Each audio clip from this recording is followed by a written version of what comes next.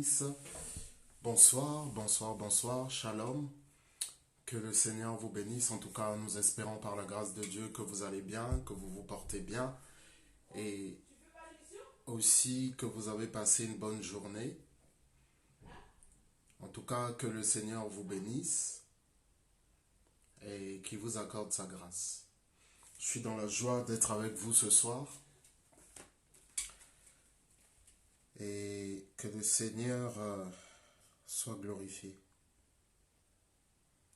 Je ne sais pas comment vous avez passé votre semaine.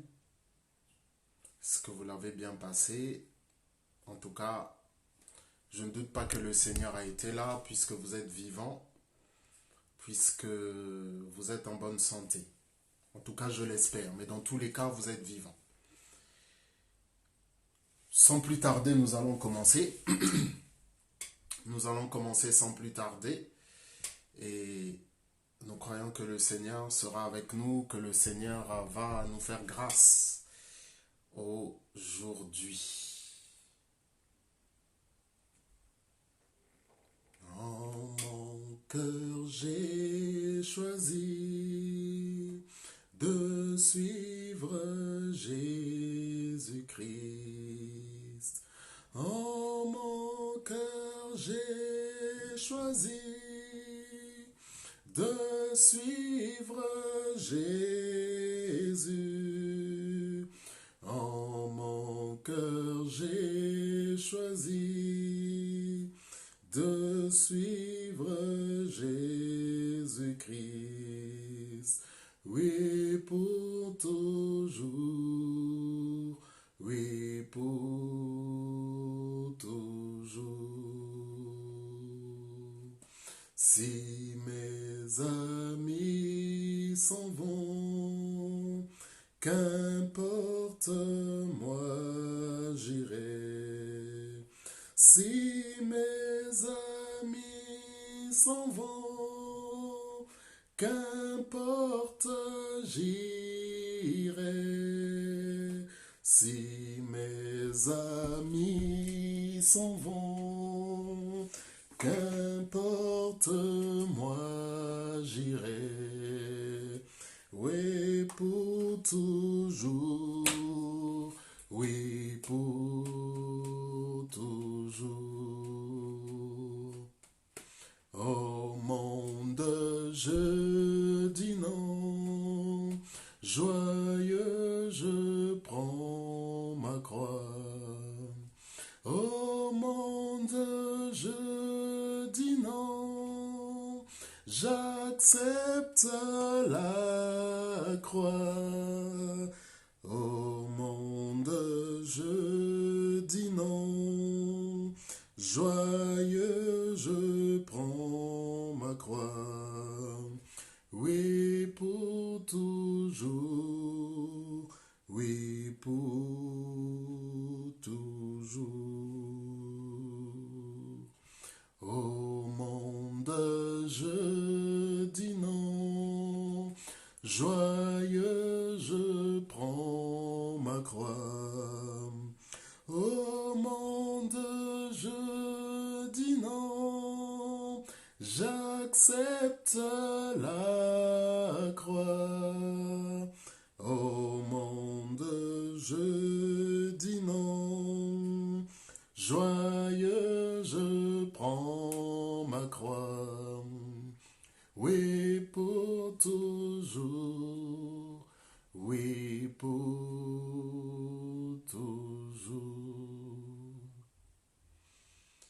Nous sommes un dans un lien d'amour. Nous sommes un dans un lien d'amour. Notre esprit est uni avec l'esprit de Dieu. Nous sommes un dans un lien d'amour. Nous sommes un dans un lien d'amour. Nous sommes un dans un lien d'amour. Notre esprit est uni avec l'Esprit de Dieu. Nous sommes un dans un lien d'amour. Maintenant, chantons tous ensemble et que ton esprit se répande. Tenons-nous par la main et le diable verra. Nous sommes un dans un lien d'amour. Tenons-nous par la main et le monde verra que nous sommes un dans un lien d'amour. Oui, les amis, que le Seigneur vous bénisse encore, que le Seigneur vous accorde sa grâce. Merci pour ceux qui sont là. Que le Seigneur vous bénisse. En tout cas, bonsoir Instagram, bonsoir Facebook, bonsoir Periscope, bonsoir YouTube.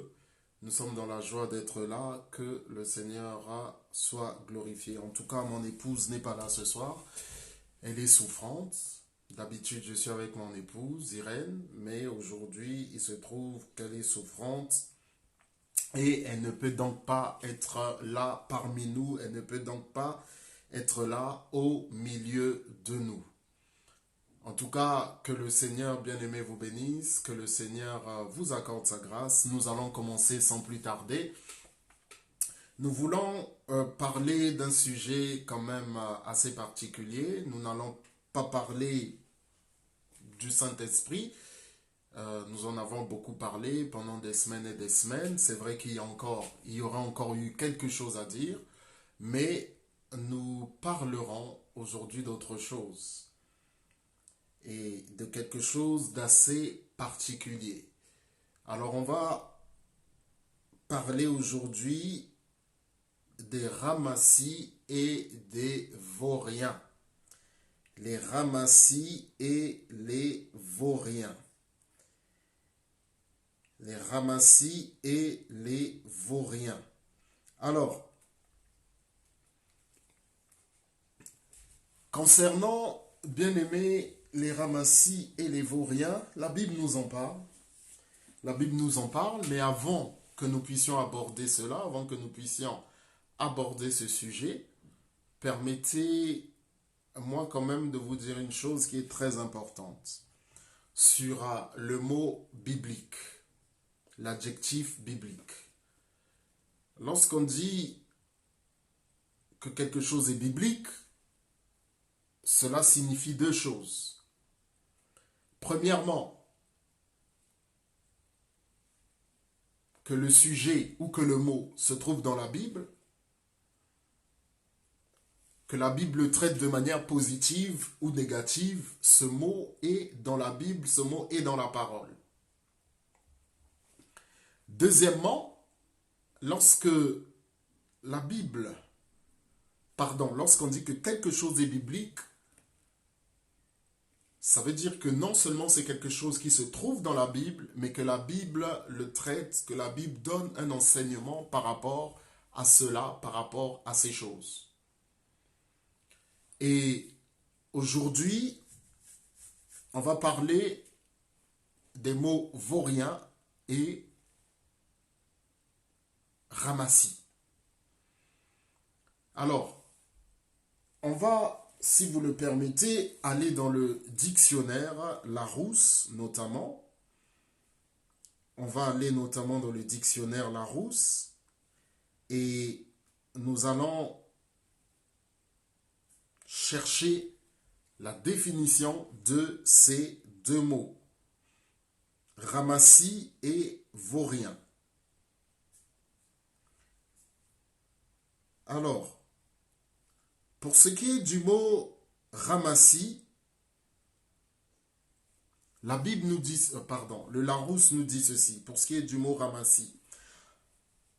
On nous donne deux définitions, mais c'est la deuxième qui va nous intéresser. Voici ce qui est dit, ensemble d'objets dénués de valeur, accumulés sans ordre, un ramassis de vieux papiers. Et voici maintenant la définition qui nous concerne. Réunion d'individus peu recommandables, un ramassis de bon à rien. un ramassis de bancs à rien. Et justement, le mot bon à rien, en anglais, c'est très important, c'est la traduction littérale.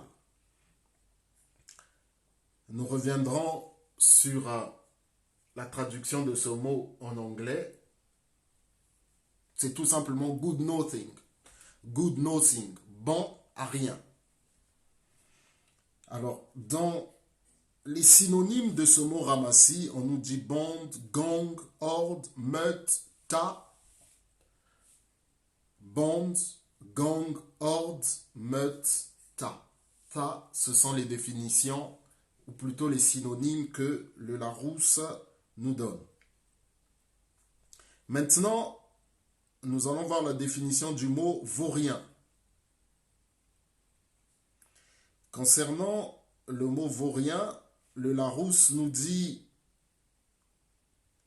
la chose suivante.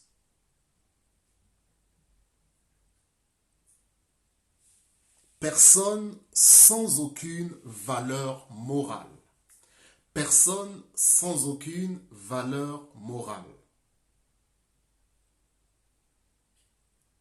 Personne sans aucune valeur morale. Ça, c'est ce que le Larousse nous dit.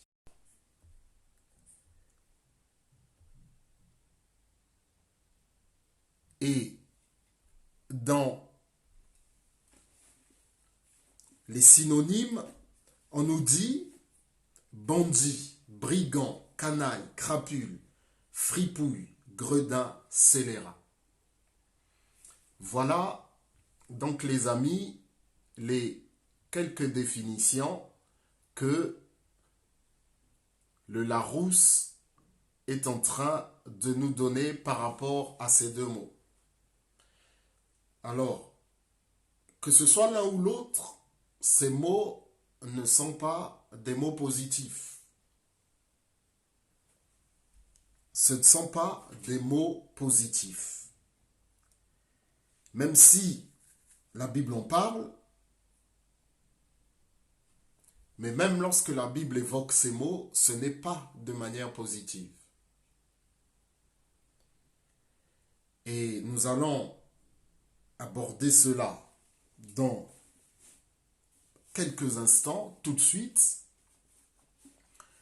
Mais avant, je voudrais revenir à ce que je disais au départ, à ce que je disais au début, à savoir, ce sont des mots que nous trouvons dans la Bible. La Bible donc traite de ces choses.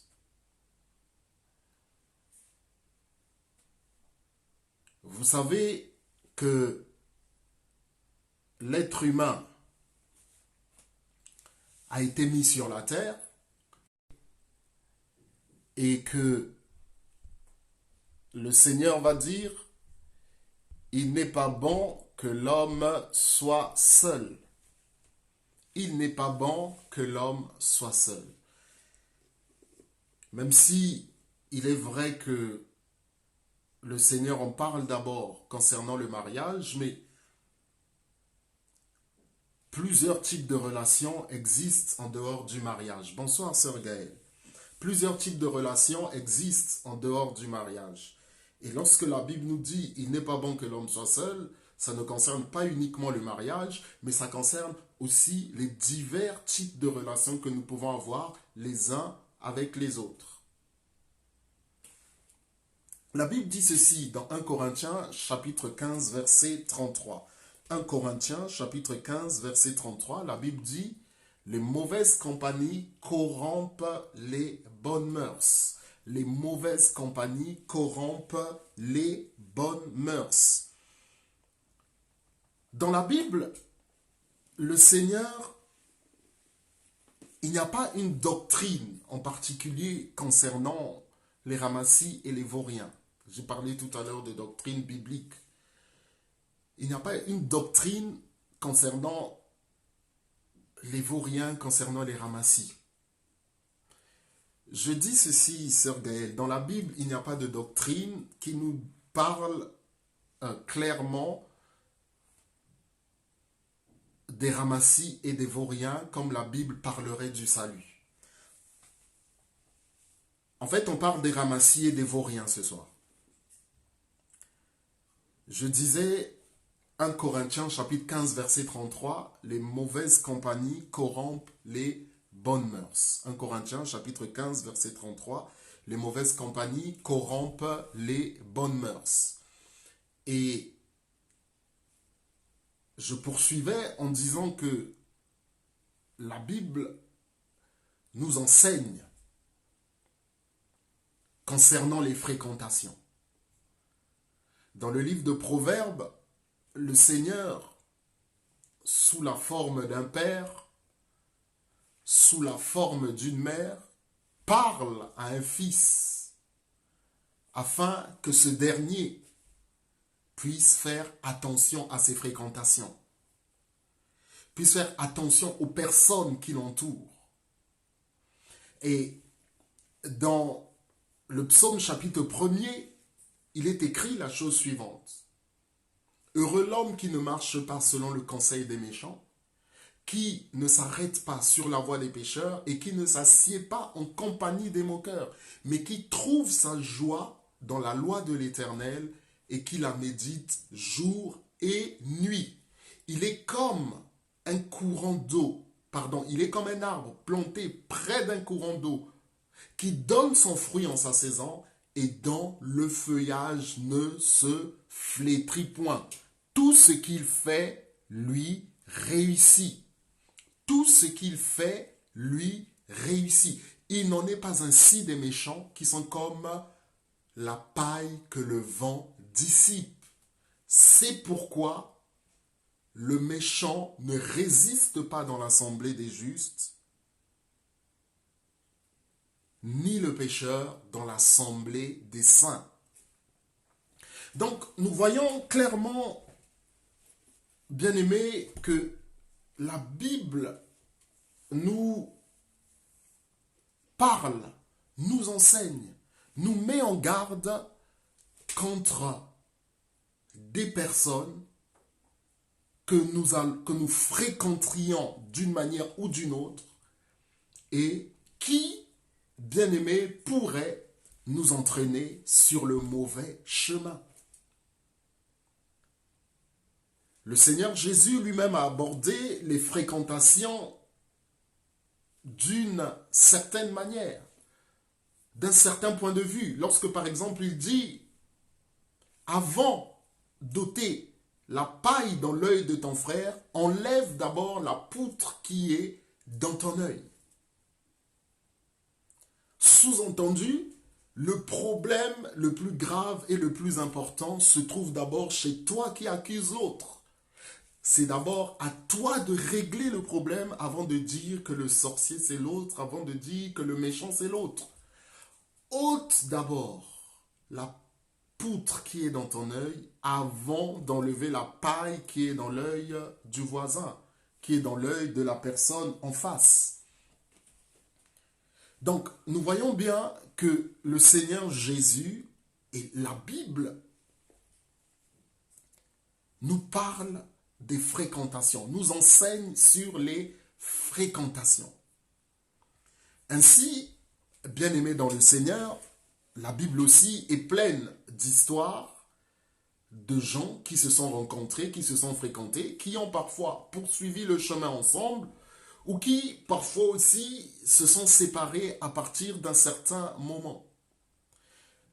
D'ailleurs, le livre d'Amos chapitre 3 verset 3 nous dit la chose suivante. Deux hommes peuvent-ils marcher ensemble sans se concerter? Deux hommes peuvent-ils marcher ensemble sans avoir convenu de quelque chose?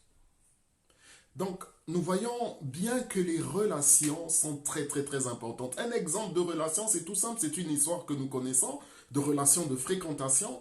C'est une histoire que nous connaissons et se trouve dans le livre de Genèse. L'histoire des serviteurs d'Abraham et des serviteurs de Lot. Lot étant le neveu d'Abraham. Et Abraham a élevé son neveu, a pris soin de lui, devenu adulte. Ils ont jusqu'à un certain moment cheminé ensemble, mais les serviteurs de l'un et de l'autre, arrivés à un certain moment, ne se sont plus entendus. Il y a donc eu, bien aimé, une séparation. Il y a donc eu, bien aimé, avant la séparation, il y a eu, n'est-ce pas, une mésentente, et nous allons le lire rapidement. La Bible nous dit ceci. Genèse chapitre 13, à partir du verset 1er. La Bible nous dit, Abraham remonta d'Égypte vers le midi, lui et sa femme, et tout ce qui lui appartenait, et Lot avec lui. Abraham était très riche, en troupeaux, en argent et en or. Il dirigea ses marches du midi jusqu'à Béthel, jusqu'au lieu où était sa tente au commencement, entre Béthel et Haï, au lieu où était l'autel qu'il avait fait précédemment. Et là, Abraham invoqua le nom de l'Éternel. Lot, qui voyagea avec Abraham, avait aussi des brebis, des bœufs et des tentes. Et la contrée était insuffisante pour qu'ils demeurassent ensemble.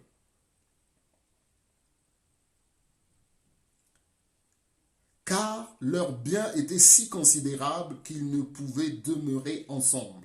Il y eut querelle entre les bergers des troupeaux d'Abraham et les bergers des troupeaux de Lot.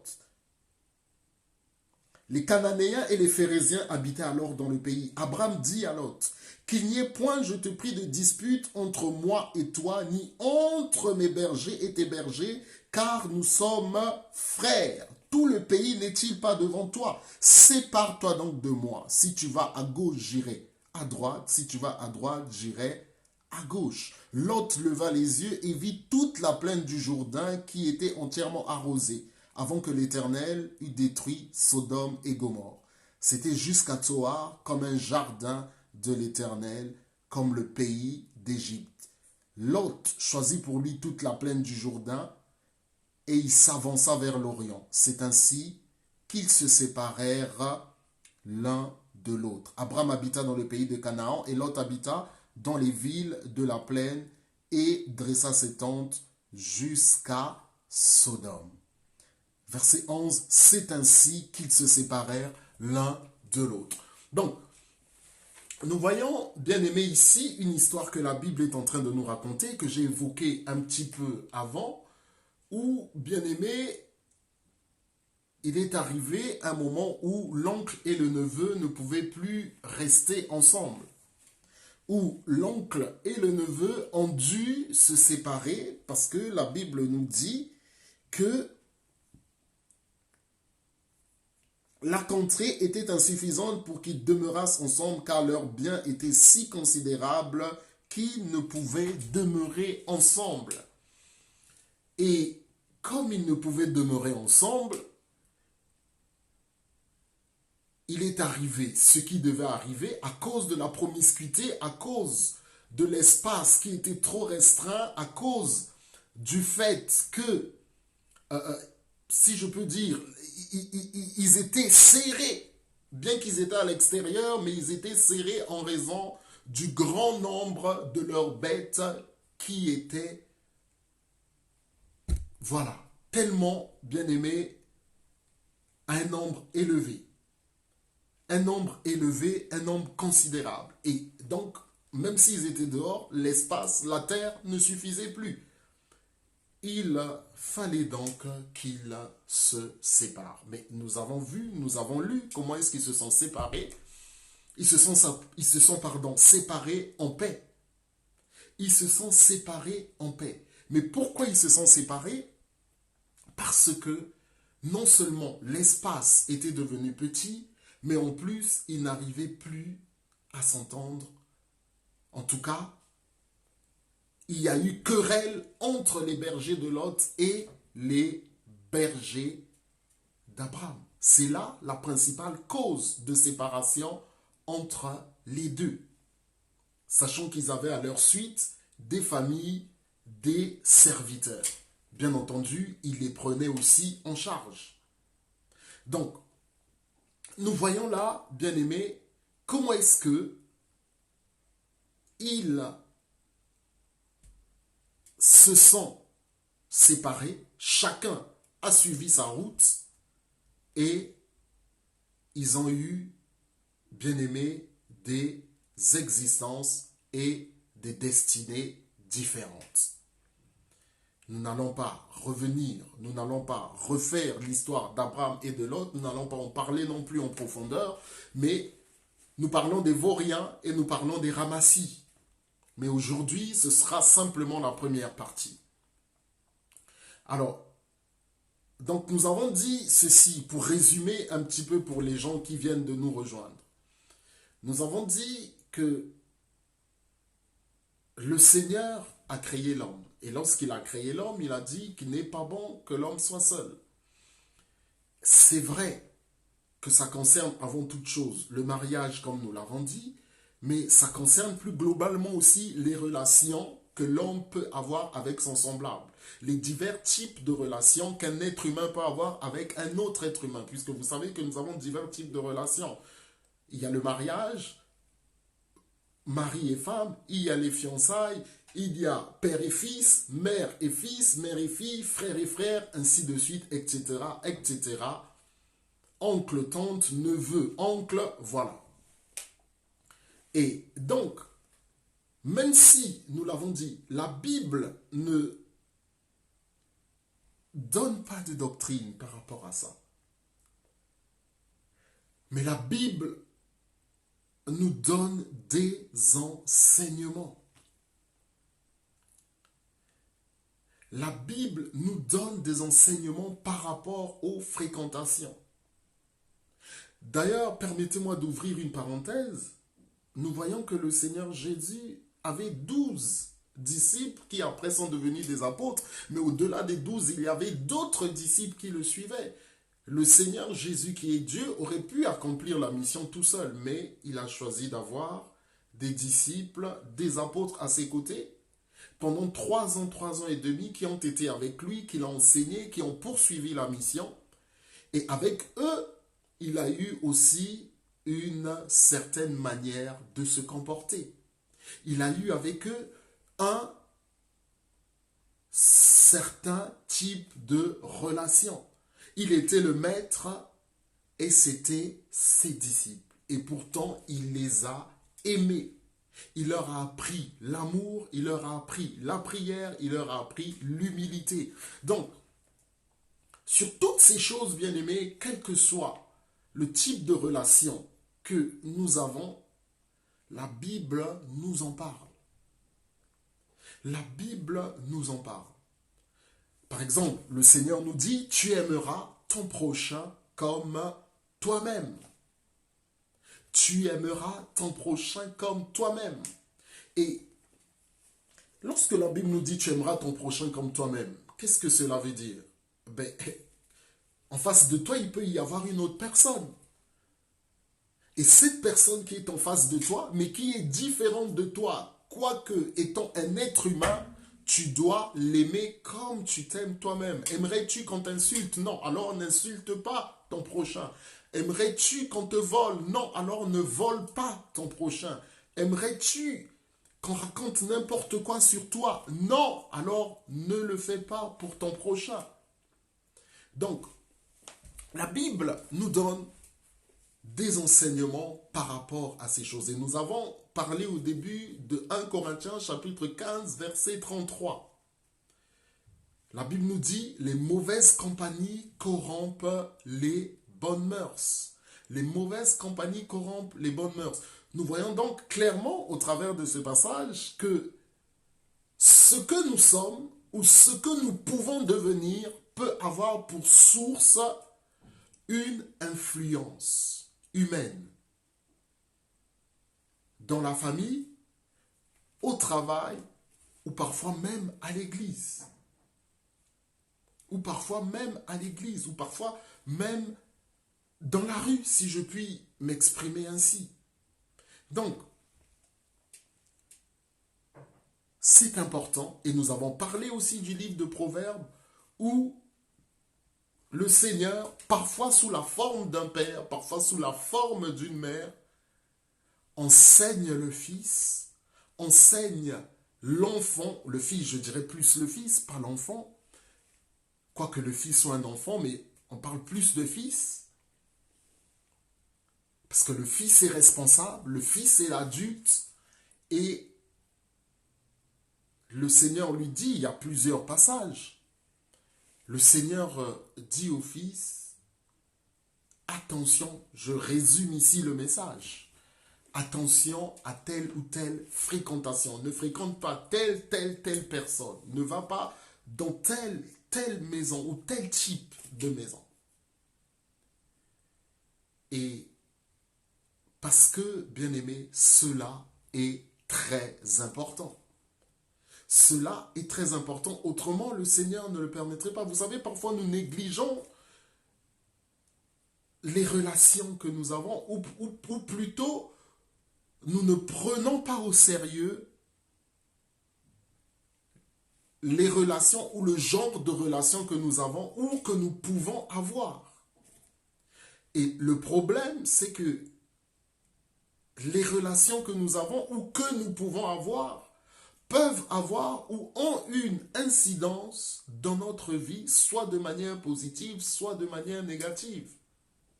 La Bible dit dans le livre de Proverbes, excusez-moi, enseigne l'enfant sur la voie qu'il doit suivre, lorsqu'il sera grand, il ne s'en détournera pas. C'est dans Proverbes chapitre 22.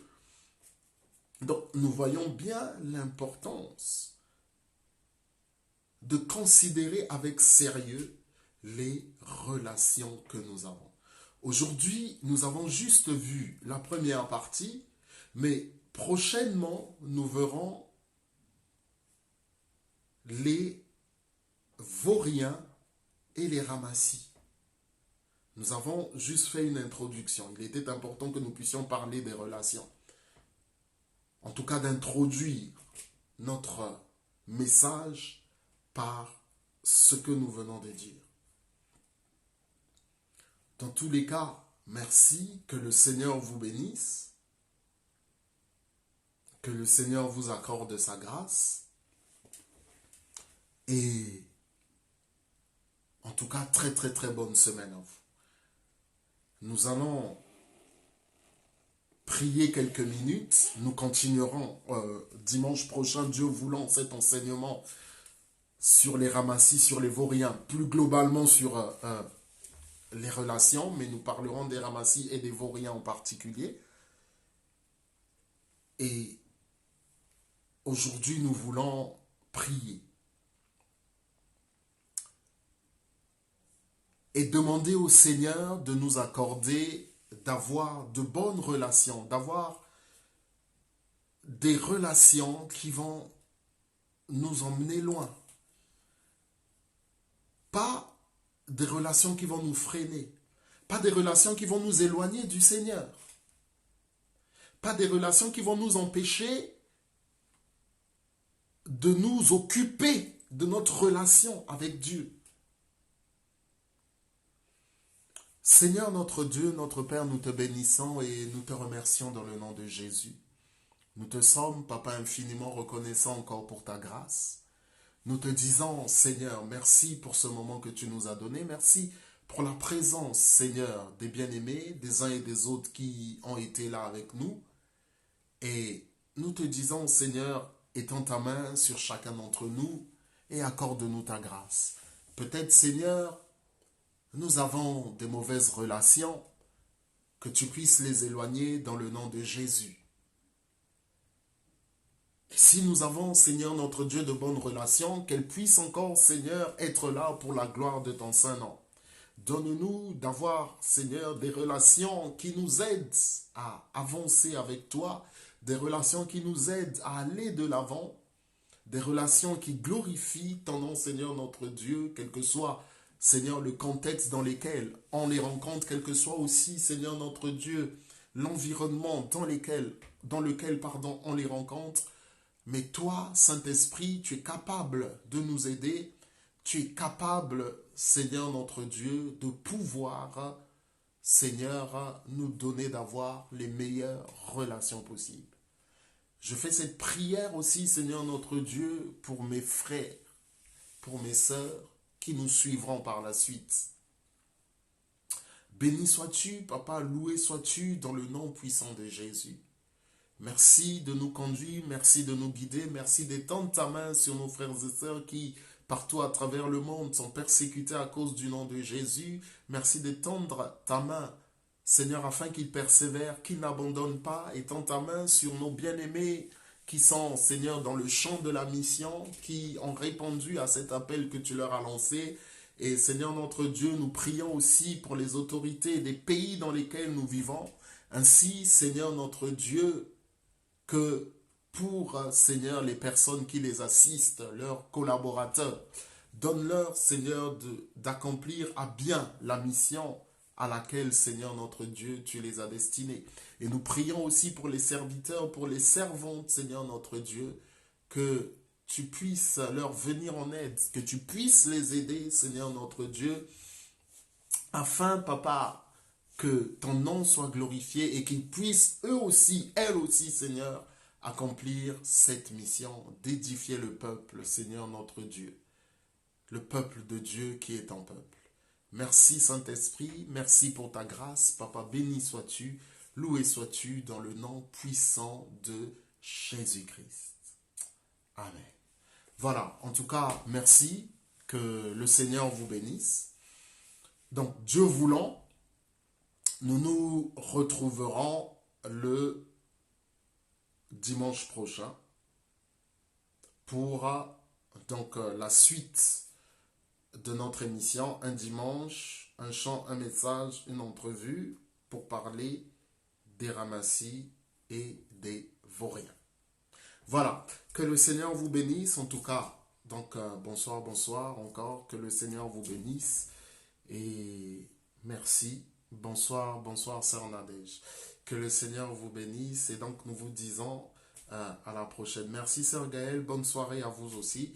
Donc, comme je dis, Dieu voulant, bon, il n'y a pas de souci, sœur Nadège. De toutes les façons, il y a la rediffusion. Il n'y a pas de souci. Il y a la rediffusion, t'inquiète pas. Tu pourras resuivre ça tu pourras resuivre ça en rediffusion ou en relecture, ou en replay, comme on dit en anglais. Et puis, si tu as des questions, tu les poseras. Tu pourras m'écrire en messagerie privée si tu as des questions, bien entendu. Et parce que, comme j'avais dit, le but aussi, c'est ça. Nous interagissons. C'est-à-dire que s'il y a des questions, nous essayons d'y répondre. Donc, un dimanche, un chant, un message. Nous avons donné le message, une entrevue. S'il y a des questions sur quelques points que ce soit que nous pouvons éclaircir, nous y répondons. Voilà. Donc, que le Seigneur vous bénisse. En tout cas, sœur Nadège, il y a le replay. Et voilà, en tout cas, le bonjour aussi donc à toute la famille. Que le Seigneur vous bénisse, les amis. Donc, nous vous disons à dimanche prochain. Et puis, sur cette page, si le Seigneur nous donne quelques pensées, nous la partagerons comme nous avons l'habitude de le faire. Que le Seigneur vous bénisse, les amis. À bientôt. Au revoir.